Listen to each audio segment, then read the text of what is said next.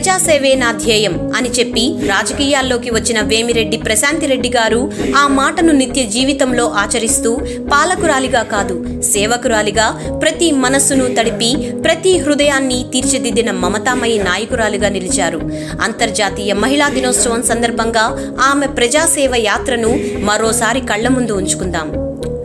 ఓడలు ఊహలు లేని గిరిజన బిడ్డల మధ్యన సాదాసీదా జన్మదిన వేడుకలు చేసుకునే ప్రశాంతమ్మ తొలి అటెంప్ట్లోనే సీనియర్ నాయకుడిపై ఘన విజయం సాధించారు.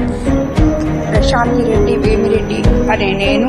గెలుపు ఆమె లక్ష్యం కాదు, గెలిచి ప్రజల్లో కలవడమే ఆమె నిజమైన విజయోత్సాహం. వరదలు ఆగ్రహించినప్పుడు ప్రజల కళ్లల్లో భయాన్ని చూసి నా ప్రజల కోసం ఏదైనా చేయాలి అనే తపనతో స్వంత నిధులతో కాలువల పూడికలు తీయించి కోవూరును కాపాడారు.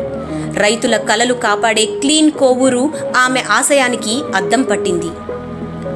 నిరుద్యోగ యువత జీవితాల్లో వెలుగులు నింపే మెగా జాబ్ మేళాలు, అసెంబ్లీలో గిరిజనులు, మత్స్యకారులు, చేనేత కూలీల ఆవేదన వినిపించిన ఆ శబ్దం ప్రశాంతమ్మ గొంతు కావడం ఓ నాయకురాలి తపనకు నిదర్శనం.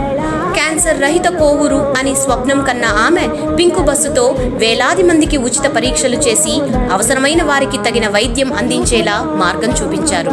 ప్రతి బాధను తనదిగా భావించే ఆమె హృదయమే ఈ మహత్యం. నడవలేని దివ్యాంగులకు నడకనే కానుకగా బ్యాటరీ ట్రైసైకిళ్లను అందించి వారి జీవితాల్లో కొత్త వెలుగులను నింపారు. రాజకీయాల్లో ప్రత్యర్థులపై విమర్శలు కాదు, ప్రజలపై ప్రేమ పంచడం కూడా సాధ్యమని నిరూపించారు. అమ్మల, అక్కల, చెల్లిల ప్రతి గుండెను తాకి కోవూరుకు ప్రశాంతతను తీసుకుని వచ్చిన ప్రశాంతమ్మకు అంతర్జాతీయ మహిళా దినోత్సవ శుభాకాంక్షలు.